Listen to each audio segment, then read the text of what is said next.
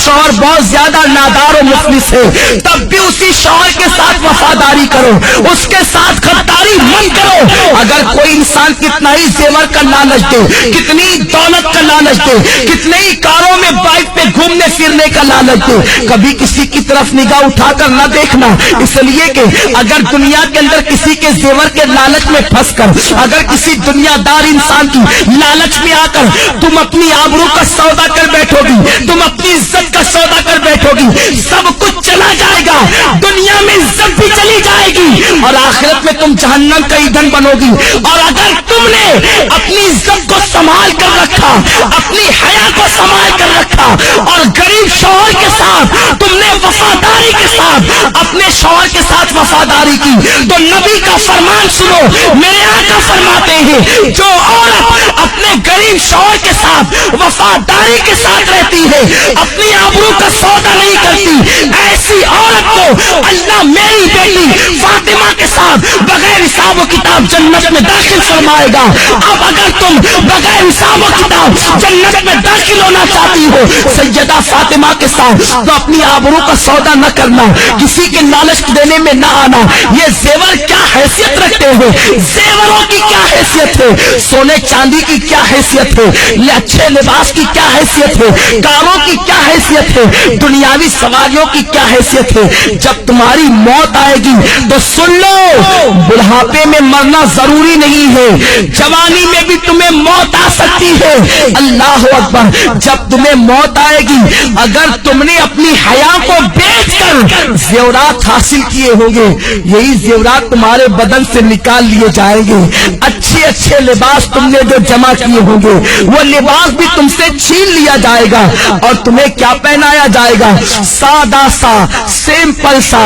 2 گز سفید کپڑا جسے دنیا کفن کہتی ہے، وہ کفن تمہارے بدن سے لپیٹا جائے گا، کافور کی وہ غمگین خوشبو تمہارے بدن سے لگائی جائے گی۔ تمہاری سہیلیاں آج جو تم سے کہتی ہے چل اس غربت میں کیا رکھا ہے، اس غربت میں کیا رکھا ہے، چل چل کر عیش کی زندگی گزار، یاد رکھنا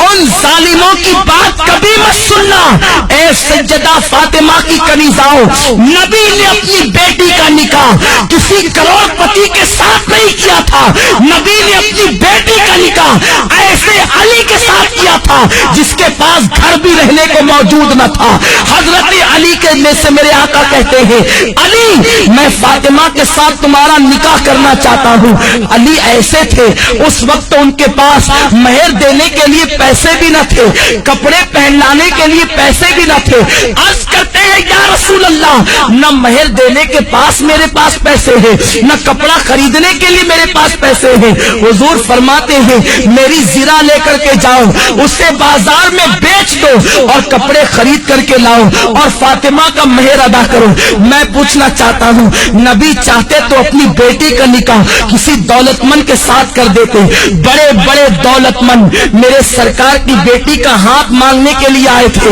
مگر نبی جانتے تھے اگر میں نے اپنی بیٹی کا نکاح کسی دولت مند کے ساتھ کر دیا تو میری امت کی بیٹیوں کا کیا ہوگا، میری امت کی بیٹیاں زندگی کیسے گزارے گی۔ نبی نے اپنی بیٹی کا نکاح ایک غریب علی کے ساتھ کر کے دنیا کو بتا دیا کہ غریب شوہر کے ساتھ ایمانداری اور وفاداری کے ساتھ اپنی زندگی کو گزار دینا یہ نبی کی بیٹی فاطمہ کی سنت ہے، تمام جنتی عورتوں کی سردار کی سنت ہے۔ میرے آقا علیہ الصلوۃ والتسلیم کی کنیزاؤں سیدہ فاطمہ اتنے غریب ہی کے عالم میں اپنی زندگی کو گزارتی تھی کہ اپنے ہاتھوں سے چکی خود پیستی تھی، چکی پیسنے سے ہاتھوں میں چھالے پڑ گئے تھے، مشکیزہ بدن پر رکھ کر کے پیٹھ پر لاد کر مشکیزے سے پانی لاتی، نبی کی شہزادی کے پیٹھ پر اس مشکیزے کے کالے کالے نشان پڑ گئے تھے۔ میری بہنوں تم بھی تو اچھا لباس پہنتی ہو، نبی کی بیٹی تو 72 پیون لگی ہوئی ایک چادر اوڑھتی تھی اور ایک چادر کے علاوہ نبی کی بیٹی کے پاس دوسری کوئی چادر موجود نہ تھی۔ تم تو 3 مرتبہ پیٹ بھر کر کے کھانا کھاتی ہو، نبی کی بیٹی تو 3 دن تک کے فاقے کرتی تھی۔ کیا نبی کی بیٹی کی زندگی تمہارے لیے نمونہ نہیں ہے؟ کیا نبی کی بیٹی کی زندگی تمہارے لیے اسوہ حسنہ نہیں ہے؟ ذرا سوچو تو صحیح، اللہ اور رسول سے بے وفائی کرتی ہو، اور وہ 3 دن فاقہ کر کے اتنی نماز کی پابند تھی کہ 5 وقت کی نماز بھی پڑھتی، تہجد بھی پڑھتی، اور جب نفل نماز پڑھتی تو ایک سجدے کے اندر پوری رات گزر جاتی اور سبحان ربی الاعلیٰ کا ترانہ گنگناتی۔ جب فجر کی اذان سنتی تو حسرت کے ساتھ سر کو سجدے سے اٹھاتی اور کہتی اے اللہ تو نے رات اتنی چھوٹی بنائی کہ تیرے محبوب کی بیٹی فاطمہ دل کھول کے سجدہ بھی نہ کر سکی۔ اے خاتون جنت کی کنیزاؤں تم مسلمان ہو، تمہاری تقدیر کا ستارہ بہت عروج پر ہے، اللہ نے تمہیں ایمان کی دولت دی ہے، غیر مسلم عورتوں کو دیکھ کر ان کی طرح بننے کی کوشش نہ کرو، فلموں میں ہیروئن کو دیکھ کر ان کی طرح بننے کی کوشش نہ کرو، ذرا سوچو تو صحیح۔ میرے آقا فرماتے ہیں میں نے عورت کی عزت کو کعبے سے بھی بلند کر دیا ہے، تمہاری عصمت کو نبی نے کعبے سے بلند کیا ہے، تمہیں اپنے آپ کا کوئی خیال نہیں، تم پارکوں میں جا کر اللہ اکبر اللہ کی نافرمانی کر رہی ہو۔ اور سنو